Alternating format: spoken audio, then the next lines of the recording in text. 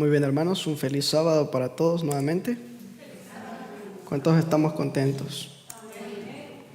Qué maravilloso es nuestro Dios, porque de alguna u otra manera el Señor sabe y conoce nuestra condición y nos habla al corazón todos los días y todas las veces que venimos a su casa de oración. Porque ¿cuántos no hemos sentido que hay veces que no todos los días tenemos la misma actitud? No todos los días nos sentimos fortalecidos. Pero siempre que venimos a buscar de Dios, salimos fortalecidos porque el Señor nos da palabras de esperanza, nos da palabras de fortaleza y de fuerza, ¿verdad? Muy bien, en esta mañana vamos a estudiar un tema, porque en la escuela sabática, en la meditación, tiene algo que ver relacionado con lo que se habló en la escuela sabática. En la escuela sabática, si nos dimos cuenta, se habló más precisamente sobre la dependencia de Dios, sobre reconocer el carácter de Dios. Pero ahora vamos a ver algo, mis hermanos, que ha estado pasando dentro de la iglesia y que muchas veces, como también ayer lo dijimos, el descuido de todas las cosas nos han hecho que aún permanezcamos en este mundo. ¿Se acuerdan el último párrafo que leímos ayer? ¿Qué era lo que mantenía a la iglesia aún todavía en esta tierra? A ver si prestamos atención la noche de ayer. La última nota decía que durante 40 años Israel había permanecido en el desierto y el tiempo que el pueblo de Israel de hoy, como decía nuestra hermana Miriam, un Israel espiritual, el tiempo por el cual el pueblo permanece en esta tierra es por 3 cosas. La primera, la incredulidad. Muchas veces, a pesar de que estamos dentro, hay dudas en nuestros corazones. 2, la mundanalidad. Y la tercera, ¿cuál es? ¿Recuerdan? La falta de consagración. Esas 3 cosas han mantenido al pueblo aún en la tierra. Porque no es el plan de Dios de que permanezcamos en esta tierra. Pero también otra cosa muy importante es que como Dios quiere preparar a su pueblo, Dios quiere hacer de su iglesia una iglesia victoriosa, pero Satanás no se va a quedar quieto. Satanás, ¿saben? Hay una nota que es impresionante, que Satanás siempre en todas las reuniones, él está presente. Y en todas las reuniones, Satanás dice que cuando el presentador va a dar el mensaje, va a hablar de la palabra de Dios, él analiza bien el tema. Y si sabe que ese tema va a despertar la mente de los oyentes, va a hacer que nos durmamos, va a hacer que nos distraigamos y va a hacer que nos descuidemos. Porque sabe que si ese tema llega a despertar al que lo recibe, pierde un alma más. Por eso Satanás busca todos los medios, incluso más ahora que estamos viviendo ya en la etapa final de la historia. Satanás utilizará todos los medios necesarios para poder desviar la mente del pueblo de Dios a su propósito. Y en esta mañana vamos a analizar un tema titulado Legalismo, azote al adventismo. Porque eso es lo que ha mantenido también a la iglesia separada de Cristo. Eso mismo pasó en los días de Cristo. El legalismo era una de las cosas fundamentales que había dentro del pueblo que Dios había escogido para que realizara una obra que tenía que realizar. Sin embargo, lo hizo más opresivo. Y quiero que abramos nuestras Biblias y vayamos al Evangelio según Mateo. En el Evangelio según Mateo, capítulo 23, versículo 13, muestra las características de los escribas y fariseos. Pero antes de que leamos eso, ¿entendemos qué significa la palabra legalismo? ¿Entendemos qué significa ser un legalista? En un sentido de iglesia, podemos ver dos tipos de legalismo. Un legalismo conservador y un legalismo liberal. Y miren las siguientes definiciones. Un legalista conservador obedece la ley para salvarse, encuentra seguridad en las normas de la iglesia. Es decir, lo que la iglesia dice es lo que voy a hacer. O sea, se mantiene firme en cuanto a eso. Y un legalista liberal encuentra la seguridad en las normas de la iglesia, pero las ha abandonado. De igual manera se siente seguro que es salvo. ¿Estamos entendiendo? Entonces, esa actitud que prevaleció en los días de Cristo continúa prevaleciendo. Y miren lo que Jesús dijo. Mateo 23, verso 13. Mas hay de vosotros, escribas y fariseos, hipócritas, porque cerráis el reino de los cielos delante de los hombres, pues ni entráis vosotros, ni dejáis entrar a los que están entrando. ¿Qué era lo primero que hacían ellos? No habían entrado y no dejaban entrar a los que querían entrar. Notemos lo que sigue diciendo, porque más adelante vamos a encontrar la respuesta a todo esto. Hay de vosotros, escribas y fariseos, hipócritas, porque devoráis las casas de las viudas y como pretexto hacéis largas oraciones, por eso recibiréis mayor condenación. ¿Y esa era la actitud que ellos debían tomar? Claro que no. Al contrario, ellos tenían que estar a la disposición del pueblo para servir, como bien se leyó la última nota de la escuela sabática.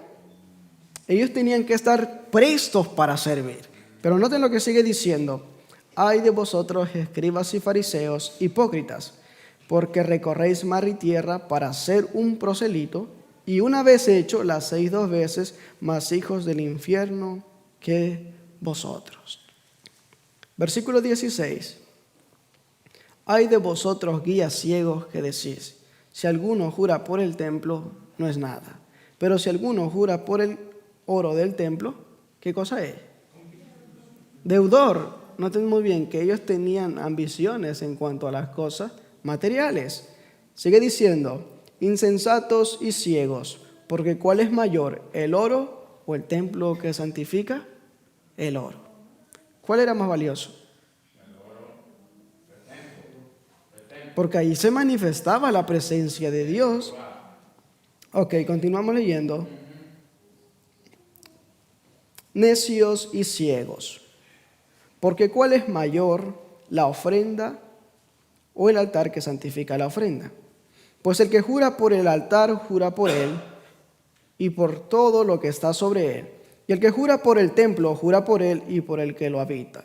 Y el que jura por el cielo, jura por el trono de Dios y por aquel que está sentado en él.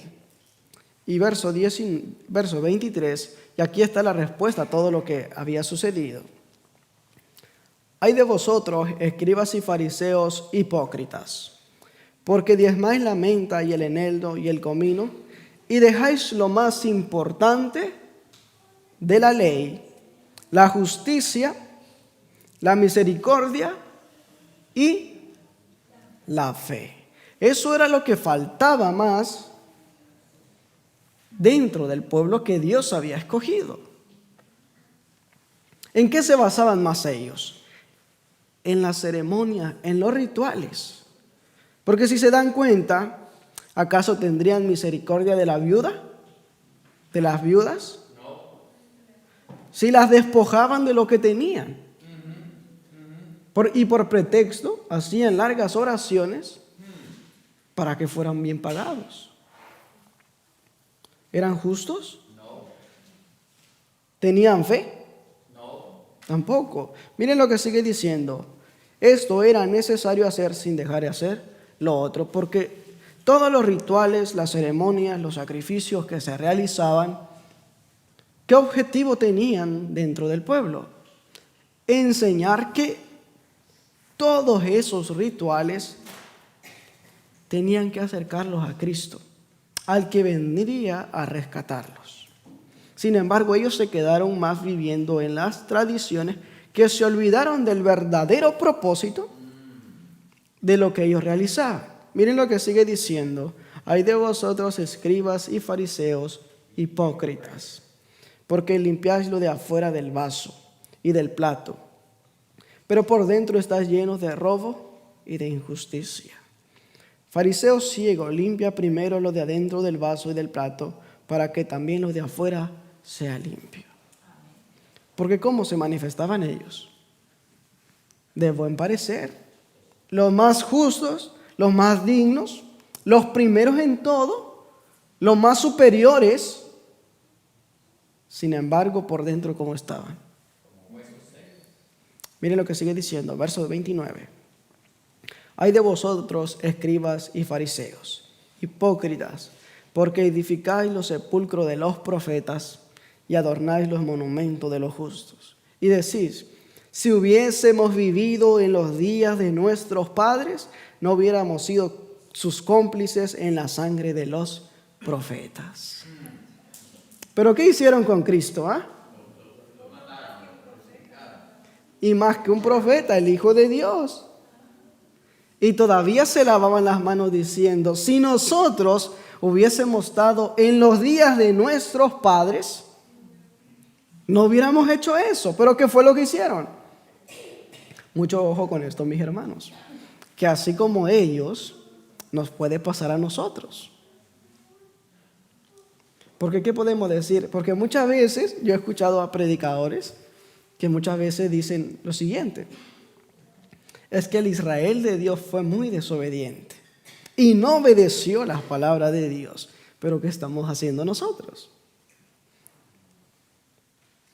¿Entendimos el tema de ayer? ¿Cuántas veces Dios nos habló a su pueblo? ¿Cómo los llamaba? Necios, entiendan. ¿Y entendieron? ¿Hasta en los días de Cristo comprendieron? Miren lo que sigue diciendo. Así que dais testimonio contra vosotros mismos de que sois hijos de aquellos que mataron a los profetas. Vosotros también llenad la medida de vuestros padres. Serpientes, generación de víboras, ¿cómo escaparéis de la condenación del infierno? Estas palabras, mis hermanos, no solamente fueron dirigidas para los que vivían en la época de Cristo, sino también van dirigidas hacia nosotros. Miren, quiero leerles este párrafo del Espíritu de Profecía, Mensajes Selectos, tomo 1, en la página 454. Se ha presentado una religión legalista. Era la religión adecuada para este tiempo. Eso se decía, se presentaba que para los días de la sierva del Señor, una religión legalista era la religión legal para ese tiempo. Pero miren lo que sigue diciendo. Pero es un error.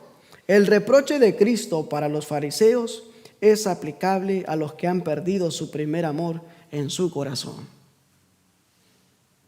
¿De qué nos hemos desprendido nosotros? ¿De qué nos hemos desligado? ¿Somos justos? ¿Somos misericordiosos? ¿Tenemos la fe suficiente para vivir? A mí me impresiona una nota sobre la vida de Cristo, que siempre sus manos estuvieron dispuestas, siempre estuvieron activos para servir, ayudar a los animales, ayudar a los de mayor edad. Y esa última parte que dice que su sola presencia impartía felicidad. Mis hermanos, si nosotros hiciésemos de Cristo el centro de nuestras vidas, ¿qué pasaría con nosotros? Si Cristo tomara lugar en nuestras vidas, ¿qué pasaría con nosotros? Porque eso hemos descuidado. nos hemos enfocado en los mandamientos de Dios. Y es cierto que tenemos que predicarlo, pero en relación con la fe de Jesús. ¿Y qué es la fe de Jesús? ¿Entendemos eso? ¿Qué es la fe de Jesús? Sigue diciendo acá, una religión fría y legalista nunca puede conducir las almas a Cristo, pues es una religión sin amor y sin Cristo. ¿Los escribas y fariseos tenían amor? No. Al dinero sí, a las ganancias sí, a ser reconocidos sí, tenían ese aprecio por ello. Pero miren lo que sigue diciendo. Cuando el ayuno y la oración se practican con un espíritu de justicia propia, esto resulta algo abominable para Dios. O sea que, ¿de qué te va a servir que hay diferentes tipos de ayuno? El ayuno en comer saludable, el de abstenerse de todo, pero ¿de qué te sirve un ayuno si no lo haces con un buen propósito, con un buen fin? ¿De qué te va a servir que aguantes hambre si de igual manera vas a continuar como eres? O peor todavía, ¿de qué nos sirve? Miren lo que sigue diciendo. La reunión solemne para el culto, noten muy bien, y quiero que entendamos esto, porque nosotros podemos caer en ese error. Los cultos, los servicios solemnes, lo que pasaba con los escribas y fariseos, la reunión solemne para el culto, la rutina de las ceremonias religiosas, la humillación externa, el sacrificio impuesto, todos proclaman al mundo el testimonio de quien realiza esas cosas se considera justo. Esas cosas llaman la atención al que observa esos rigurosos deberes y dice, este hombre tiene derecho al cielo. Pero todo es un engaño. Las obras no comprarán la entrada en el cielo. La única gran ofrenda ha sido hecha, es amplia para todos los que creen. El sacrificio de Cristo. Ahora, ¿por qué digo que podemos caer en ese error? Porque siempre venimos a la iglesia. Siempre venimos a este lugar. ¿Cuántos mensajes no hemos escuchado? Una pregunta retórica para todos. ¿El venir cada sábado es tradición? ¿O estamos convencidos de que venimos porque queremos un propósito, tenemos un propósito y queremos que ese propósito se logre en nuestras vidas? ¿O somos tradicionales? ¿Ustedes qué creen? Respóndanse a ustedes mismos. Somos tradicionales porque venimos ritualmente. ¿Qué obtenemos en ese día? ¿Qué logramos en ese día? ¿Qué es de nuestra vida en ese día? Respondámonos esa pregunta. Porque aquellos de aquella época se basaban en las ceremonias religiosas y una humillación externa. Pero por dentro no se veía nada más. Ahora, ¿por qué quiero decir esto? ¿Por qué quiero tomar este ejemplo de los escribas y fariseos? Porque saben, hoy en este tiempo, los engaños cada vez van a ser más progresivos. Los engaños cada vez van a ir aumentando más y más. Por ejemplo, miren, algunas notas de un libro que se llama Desafío Adventista, volumen 1. Miren lo que dice. Es verdad que la Iglesia Católica enseñaba que el Evangelio se centralizaba sobre la justificación y la santificación. ¿Cuántos creemos eso? Pero espérenme. Vamos a verlo. Ellos en un momento creían eso, mientras la Reforma Protestante se fundamentaba primeramente en el Evangelio de la justificación solamente. Eso se creía. Las acusaciones hechas contra los adventistas del séptimo día estaban basadas en las deliberaciones del Concilio de Trento. El Concilio de Trento, conducido en 1545 y 1563, fue conducido en un esfuerzo desesperado en oposición a la Reforma protestante. O sea, lo que se realizó en el Concilio de Trento, y ellos era lo que se creía, que la santificación y la justificación a través del Evangelio. Pero miren, noten muy bien lo que sigue diciendo. Durante el periodo de 18 años del concilio, los obispos discutieron muchas cuestiones, pero pocas vigorosamente, que las cuestiones si el Evangelio consistía apenas en la justificación. Eventualmente tomaron un voto de la mayoría. Los obispos votaron mantener la opinión que el Evangelio consistía tanto en justificación como la de santificación. Pero miren lo siguiente, muchos apoyadores ahora de la nueva teología presentaron esta evidencia como una prueba positiva de que aquellos que apoyan los conceptos fundamentales de la Iglesia Adventista del Séptimo Día se colocaban bajo la tradición católica, más que en la tradición protestante. Para muchos oyentes desinformados, esto se volvió una convincente evidencia en apoyo a la nueva teología. Lo que nunca se reveló fue la esencia del resultado de las investigaciones de los obispos del Concilio de Trento. Ahora, para ellos, esta era la definición correcta de justificación y santificación. El concepto de santificación de ellos era totalmente diferente del concepto de santificación bíblica. Era un concepto totalmente vuelto a las obras. Ahora, para la religión católica en aquella época, cuando se desarrolló todo en el Concilio de Trento, para ellos santificación era lo siguiente. Dice, la cuestión sobre santificación era la cuestión sobre los 7 sagrados sacramentos. O sea, la misa, las santas órdenes, el casamiento, el bautismo, la penitencia, la confirmación y la extrema unción. Las decisiones de los obispos fue la declaración máxima de un evangelio, la santificación sobre el sacramentalismo. ¿Por qué quiero leer esto? Porque todo lo que se realizó en el Concilio de Trento fue para contrarrestar la Reforma protestante. Pero no solamente se quedó todo eso allí. Dentro de la Iglesia Adventista surgió lo que se ha conocido ahora como la nueva teología. ¿Y qué enseña la nueva teología? La nueva teología enseña que la Iglesia fue establecida por medio de una religión legalista.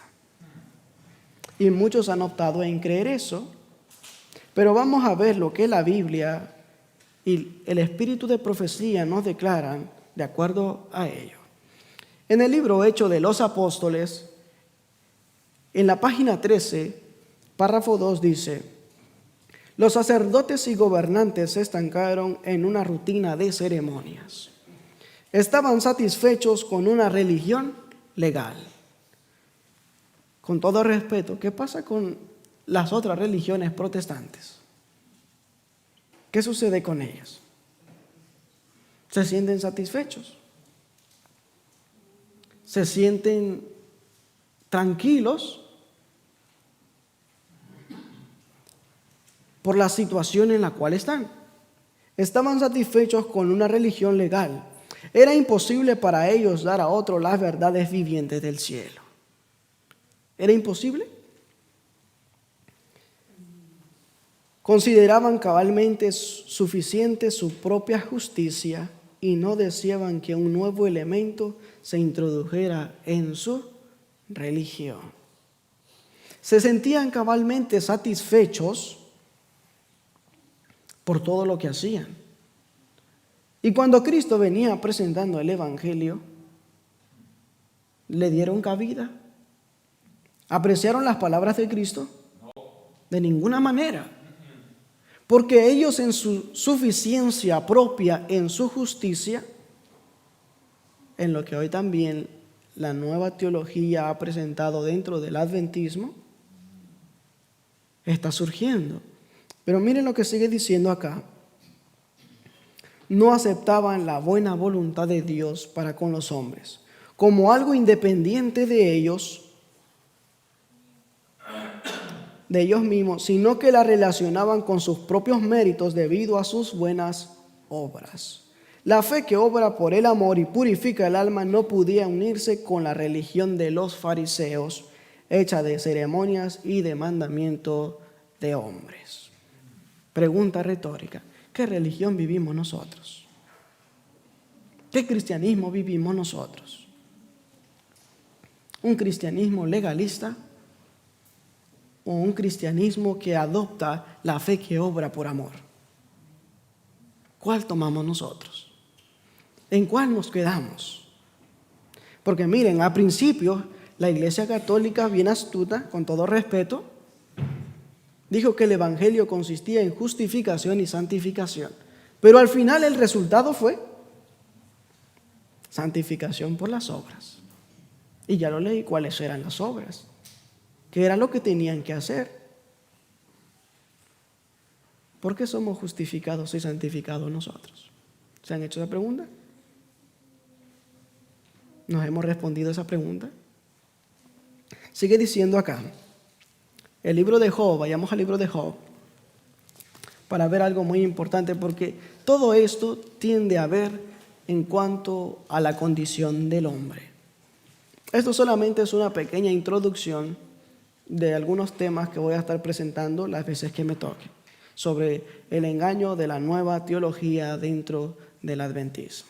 Y para eso debemos prepararnos, debemos afianzarnos en la verdad, porque van a haber tantas cosas que al final de cuentas hay una nota del espíritu de profecía que dice que muchos que hoy en día creen que están fundamentados en la verdad, llegará un momento en que serán confrontados contra el error y en ese momento sentirán que todo lo que han creído es un engaño.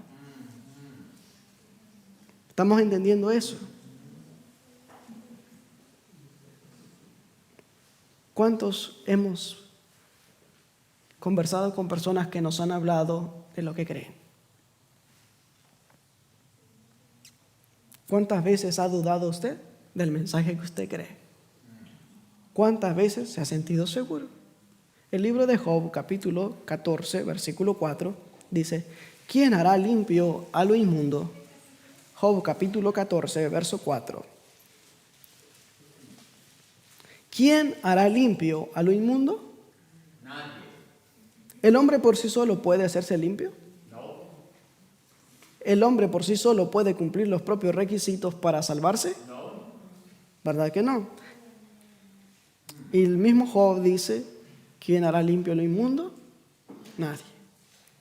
Ahora, veamos lo siguiente, lo que fue nuestra lectura bíblica para ver la condición del ser humano, ya que la nueva teología ahora se ha empeñado en desarrollar un evangelio a través de las obras. Pero veamos lo que la Escritura dice, Romanos capítulo 8, versículo 7. Romanos capítulo 8, verso 7, lo que fue nuestra lectura bíblica.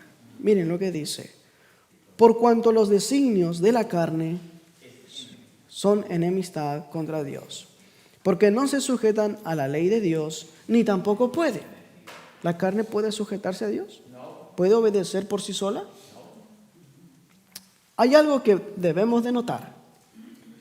La educación, la cultura, la voluntad, el esfuerzo humano, todos tienen su esfera de acción, pero en este caso son impotentes. ¿Por qué? Porque, ¿qué pasaba con los escribas y los fariseos? En lo exterior, ¿qué podían hacer ellos? ¿Podían cumplirlo? ¿Su educación? ¿Su voluntad de ellos propio? ¿Su ejercicio propio que ellos hacían? Exteriormente podía verse como algo perfecto. Pero el esfuerzo humano, hay algo que no puede hacer. Es cambiar los corazones. El esfuerzo humano no puede transformar los corazones. Es cierto que Dios nos ha dado la capacidad para desarrollar algunas cualidades, como aprender a cómo desarrollar la fe. Pero transformar el corazón, no. Miren lo que sigue diciendo acá. Son incapaces de purificar las fuentes de vida. Es preciso un poder que opere interiormente, un poder que proceda de lo alto. Ese poder es el poder de Cristo. Su gracia únicamente es que puede avivar las amontecidas facultades del alma y traerla a la santidad. ¿Solamente qué cosa? Un poder de lo alto, lo que se leyó justamente en la escuela sabática. La gracia de Cristo. Porque la gracia, ahí vimos una definición que era la gracia, y en el libro Fe y Obras también hay otra definición que dice que es la obra de Dios en favor del hombre y hace por el hombre lo que él no puede hacer por él mismo. Por nosotros mismos no vamos a poder hacer nada. No vamos a poder transformar nuestros corazones. Solamente un poder de lo alto. Un poder que obre en el interior. Porque hay muchas facultades que podemos desarrollar y por fuera todo parece ser perfecto, como un culto sublime, como una actitud correcta, pero no podremos transformar el corazón. ¿Ok? Miren lo que sigue diciendo acá. En el libro de Hechos, capítulo 26, versículo 18, para que veamos en qué está basado lo que creemos. Hechos capítulo 26, versículo 18.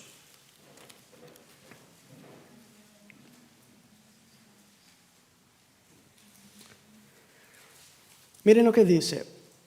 Para que abra sus ojos, para que se conviertan de las tinieblas a la luz y de la potestad de Satanás a Dios, para que reciban por la fe que es en mí perdón de pecados y herencia entre los santificados. ¿Cómo podremos obtener la victoria? ¿Cómo podemos recibir el perdón de pecados?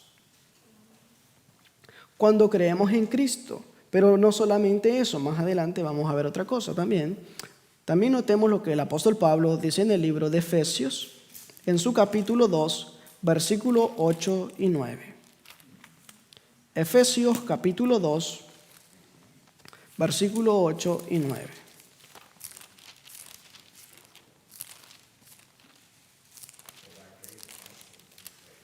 Notemos lo que dice.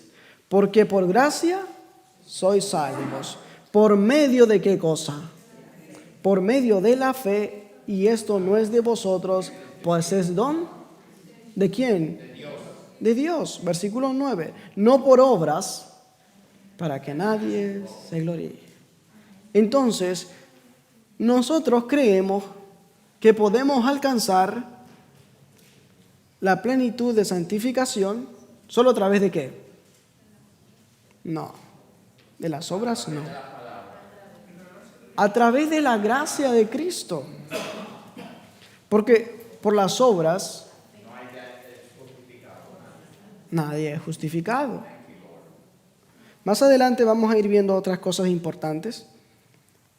Leamos el libro de Efesios, capítulo 5, versículo 25, también para que notemos cómo Dios ha establecido su iglesia y cómo creemos que es la justificación y la santificación. Efesios capítulo 5, verso 25, dice la Escritura: maridos, amad a vuestras mujeres, así como Cristo amó a la iglesia y se entregó a sí mismo por ella, para santificarla, habiéndola purificado en el lavamiento del agua por la palabra, a fin de presentarle a sí mismo una iglesia gloriosa, que no tuviese mancha ni arruga ni cosa semejante, sino que fuese santa y sin mancha.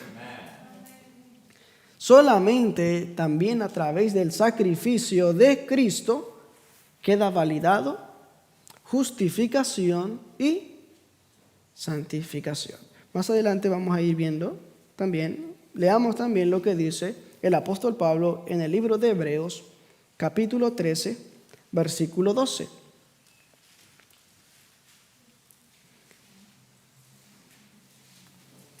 Miren lo que dice.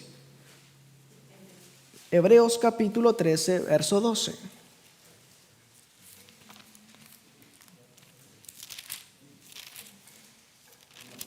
Miren lo que dice. Por lo cual también Jesús, para santificar al pueblo mediante su propia sangre, padeció fuera de la puerta. ¿Qué hizo Jesús por su pueblo? Para que fuese santificado, ¿a través de qué? De su propia sangre, a través de su sacrificio. Entonces entendemos bien eso, que la santificación se obtiene, ¿por qué cosa? Por el sacrificio precioso de Cristo. Y la nueva teología enseña que la santificación se obtiene por las obras. ¿Está claro eso? Ok. Otra cita bíblica más, Romanos capítulo 6, verso 15. Pero aquí viene otra cosa importante. Romanos capítulo 6, verso 15. Miren lo que dice. ¿Qué pues?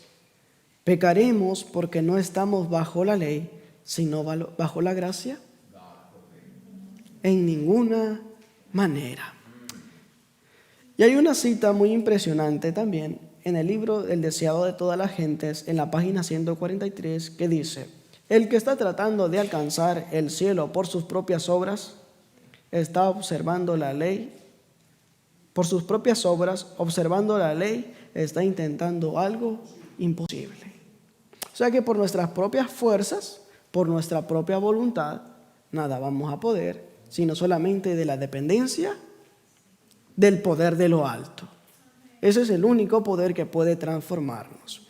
Y es el poder que necesitamos y el poder que la nación judía no quiso recibir. Ahora, ¿queremos recibir ese poder que puede transformarnos? Porque aquellos, por mantener una religión legalista, no permitieron que la fe que obra por amor se introduciese en su religión legalista. ¿Queremos permitir que la fe y el amor vivan en nosotros? Recibamos el poder de lo alto, que solamente Dios puede darnos. Miren lo que sigue diciendo también. Otra cita bíblica, allí mismo en el libro de Hebreos, capítulo 10, verso 10.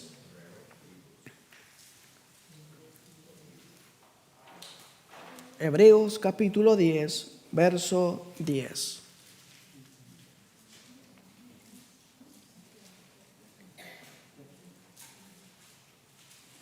Dice lo siguiente: en esa voluntad somos santificados. Mediante la ofrenda, ¿de qué cosa? Mediante la ofrenda del cuerpo de Cristo, hecha una vez para siempre. Estamos entendiendo entonces mediante qué somos santificados.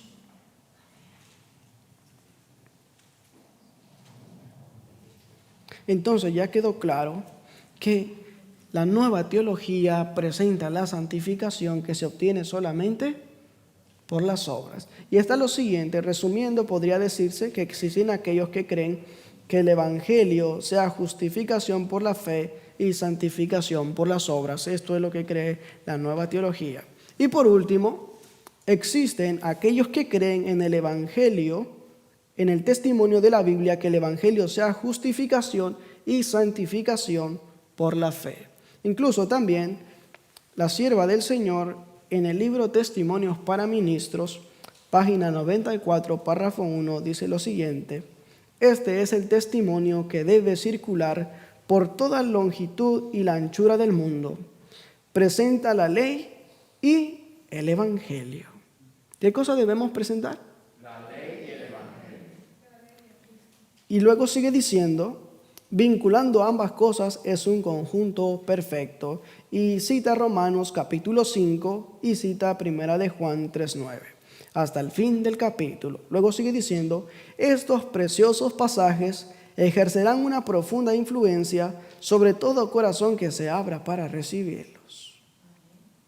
La exposición de tus palabras alumbra y hace entender a los simples.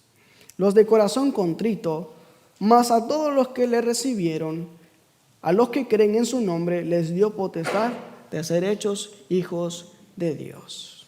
Así es como se une el Evangelio y la ley. Sigue diciendo, estos no tienen una mera fe nominal, una teoría de la verdad, una religión legal, sino que su fe tiene un propósito. Es decir, que los que aceptan. Ahora, hay algo muy importante que también quiero resaltar. ¿En qué nos hemos enfocado nosotros? ¿En qué nos hemos encargado de presentar? ¿De qué es lo que más hablamos? ¿Qué es lo que más predicamos? Miren lo que la misma sierva del Señor nos responderá. Sigue diciendo acá, el de apropiarse de los ricos dones de Dios. Suplican que se les conceda el don a fin de poder dar a otros. Pueden decir, de su plenitud tomamos todos y de gracia sobre gracia. Y aquí vamos a ver lo que pasó en una encuesta o en algo que se enfrentó la sierva del Señor, que fue escrito en 1885 y podemos encontrarlo en el libro Mensajes Selectos, tomo 3, en la página 172, 173. Y miren lo que dice. Había un hombre, un ministro no adventista de apellido Brown, a quien ustedes tal vez conozcan. Él afirmaba que era santo. La idea del arrepentimiento, decía él, no está en la Biblia. Y añadía, si un hombre viene a mí y dice que él cree en Jesús, lo llevo directamente a la iglesia, sea que esté bautizado o no. Esto lo he hecho con un buen número y no he cometido un pecado en 6 años. Eso era lo que creía esta persona. Pero miren lo que sigue diciendo. Hay algunos que están en este barco, decía él, que creen que somos santificados por guardar la ley. ¿Qué pensamos sobre eso? ¿Somos santificados por guardar la ley? Este hombre decía eso. Hay una mujer en este barco de nombre White que enseña esto. Él decía eso. Hay una persona, un nombre White que enseña esto. Pero miren lo siguiente. Escuché esto y fui a verlo y le dije, Pastor Brown, espere un momento. No puedo permitirle esa declaración. La señora White nunca ha dicho tal cosa en ninguno de sus escritos, ni jamás ha hablado semejante cosa, porque nosotros no creemos que la ley santifique a nadie. Pero miren cómo lo explica ahora ella. Nosotros creemos que debemos guardar esa ley o de otra manera no seremos salvos en el reino de Dios. El transgresor no puede ser salvado en el reino de gloria. No es la ley la que santifica a nadie, ni es lo que nos salva. Pero esa ley está en pie y proclama, arrepentíos para que vuestros pecados sean borrados. Y entonces el pecador va a Jesús, y cuando el pecador promete que obedecerá los requerimientos de la ley, el Señor borra las manchas de su culpa y lo libera y le da poder para con Dios. ¿Estamos entendiendo eso? ¿Qué es lo que hace la ley en nuestras vidas? Como Pablo dice, es nuestro ayo para llevarnos a Cristo. Pero la ley no puede santificarnos. Todos estos enfrentamientos ya lo había visto ella en su época. Y en nuestro tiempo se ha infiltrado también demasiado. Pero miren lo que sigue diciendo ese mismo libro en la página 208. Debemos conservar delante de la mente al Salvador, que perdona el pecado, pero tenemos que presentarlo en su verdadera posición. ¿Cuál es la verdadera posición de Cristo? Como el que vino a morir para magnificar la ley de Dios y hacerla honorable. ¿Se acuerdan lo que el profeta Isaías dice? Vayamos al libro de Isaías para notar lo que el mismo profeta Isaías dice. En el libro de Isaías, capítulo 42,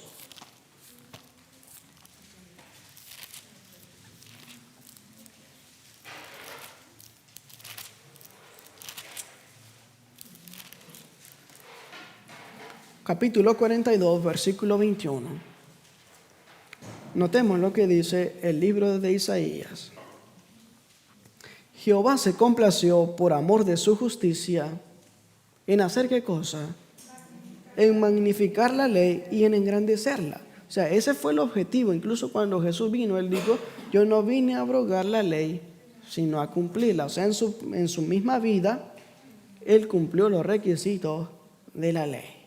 No como lo cumplían, no como lo hacían los escribas y los fariseos. Él lo cumplió de la forma correcta y por eso vino a darnos ese precioso ejemplo. Ahora, miren lo que sigue diciendo esta nota acá. Sin embargo, para justificar al pecador que dependa totalmente de los méritos de la sangre de un Salvador crucificado y resucitado, esto no se ha hecho claro. El mensaje salvador del alma, el mensaje del tercer ángel, es el mensaje que debe ser dado al mundo. ¿Qué mensaje? El mensaje del tercer ángel, los mandamientos de Dios y la fe de Jesús. Ambas cosas son importantes.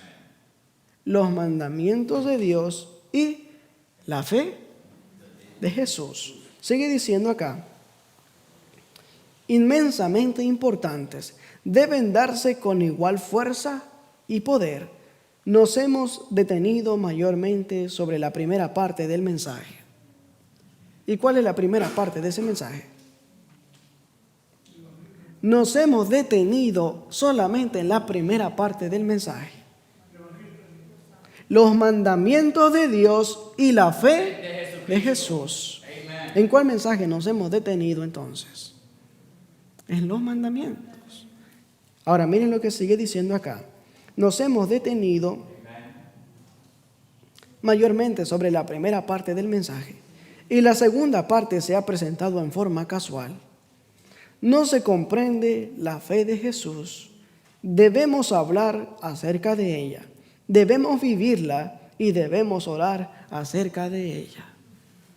Y debemos educar a los hermanos a introducir esta parte del mensaje en la vida de su hogar y haya pues en vosotros ese sentir que hubo también en Cristo Jesús. ¿Qué parte debemos introducir en nuestras vidas? A Cristo. ¿Pero de qué forma? Si se dice que nos hemos enfocado en la primera parte del mensaje, que es los mandamientos de Dios. Y la fe de Jesús debe tomar lugar también. Y dice, debemos enseñar, educar a nuestros hermanos a introducir esta parte en el mensaje de la vida de su hogar. Y luego cita, haya pues en vosotros ese sentir que hubo también en Cristo Jesús. ¿Y qué es lo que no se ha visto en el pueblo de Dios? No se ha visto un reavivamiento y una reforma. ¿Pero por qué no se ha visto un reavivamiento y una reforma? Porque no hemos tomado muchas veces como pueblo, sin querer o no apreciamos el mensaje que Dios nos da, pero muchas veces erramos en el blanco. Y debemos reconocer que estamos errando en el blanco para poder tomar medidas y solucionar en qué nos hemos equivocado. Para tomar esa dirección y presentar el Evangelio, los mandamientos de Dios y la fe de Jesús. Los dos juntos. Y cuando se introduzca eso en el hogar, ¿qué creen que pase? Transformación de nuestros caracteres. Que haya ese sentir que hubo en Cristo Jesús. ¿Qué sentir tuvo Cristo? Si ya lo vimos en escuela sabática. ¿Qué hizo el Padre para rescatar a la humanidad? Dar a su único Hijo para salvar a toda la humanidad.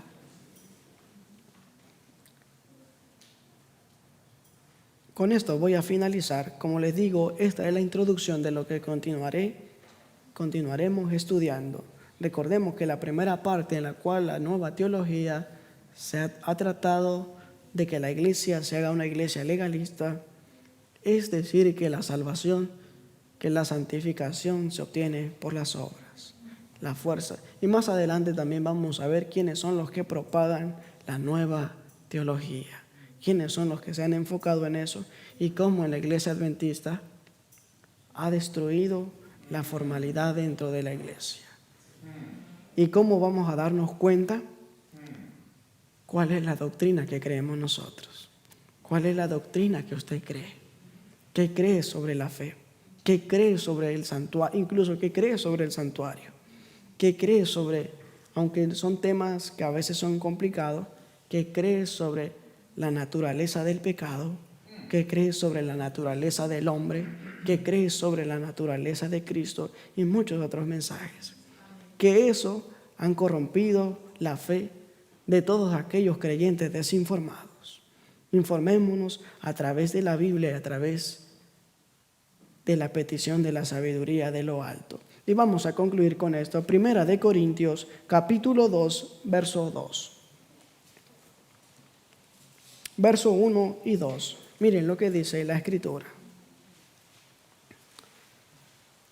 Así que, hermanos, cuando fui a vosotros para anunciaros el testimonio de Dios, no fui con excelencia de palabras o de sabiduría, pues no me propuse saber entre vosotros cosa alguna, sino solamente a quién. A Jesucristo y a este crucificado. ¿En cuál era su mayor interés del apóstol Pablo? ¿Conocer a quién? Solamente saber de Cristo. Solamente saber de Él. No de nadie más. No de la condición de la vida de los hermanos, sino conocer de Cristo. Aunque Pablo siempre se preocupaba por la iglesia y siempre amonestaba a la iglesia, pero su mayor interés era conocer solamente de Cristo. Y todos aquellos que enfocaron su vida en conocer de Cristo, como Juan, el discípulo amado. ¿Ustedes notan cómo habla él del amor? Porque ellos tuvieron esa experiencia personal con Cristo. Que el Señor nos ayude y que podamos tener esa misma experiencia personal. Y que nos hagamos esa pregunta: ¿qué tipo de cristianismo llevamos? Porque si llevamos un cristianismo legalista, una religión legalista, a pesar de que ya mencionamos las tres cosas que nos retienen aún en la tierra, y si le agregamos más cosas a nuestras vidas, ¿qué esperamos entonces? A pesar de que la incredulidad, la mundanalidad, la falta de consagración y ahora vivir en una religión legalista, ¿a dónde vamos a parar? No estamos listos para ir al reino de los cielos. Preparémonos para ir al reino de los cielos. Que el Señor nos bendiga. Vamos a ir de rodillas para finalizar con una oración.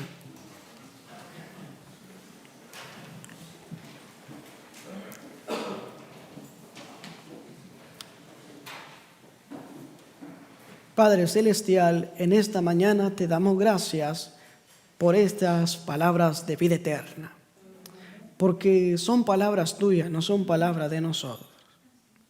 El enemigo se ha encargado de distorsionar todo lo que tú has dejado para beneficio de la humanidad. Pero Padre, hoy queremos pedirte y queremos suplicarte que nos concedas tu gracia para poder cumplir todos los requisitos que necesitamos en nuestras vidas, para que podamos llegar a la plenitud del carácter y también podamos, mi Dios, presentar el Evangelio, el mensaje de los 3 ángeles en relación con los mandamientos y la fe de Jesús. Y también, oh Padre, para que podamos fundamentarnos en esa roca, que cuando venga la tempestad podamos mantenernos firmes en la roca eterna, quien eres tú. Por favor, Señor, ayúdanos a poder comprender tu palabra. Ayer también notábamos que tu pueblo había perecido por causa de falta de sabiduría.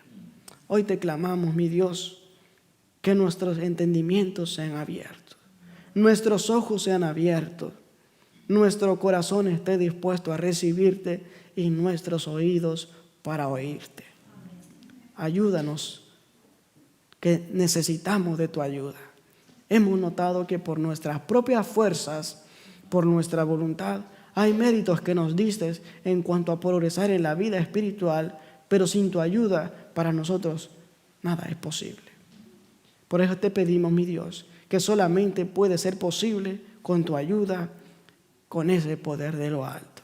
Quédate en nuestros corazones, bendice los alimentos que se van a ingerir a continuación y que sean para fortalecer nuestro cuerpo y para poder, Señor, mantenernos firmes. También, mi Dios, que cada mensaje que escuchemos lo pongamos en práctica y al final de todo podamos tener victoria sobre el pecado. Te rogamos, mi Dios, que nos acompañes en el transcurso de este día y todos los días de nuestras vidas.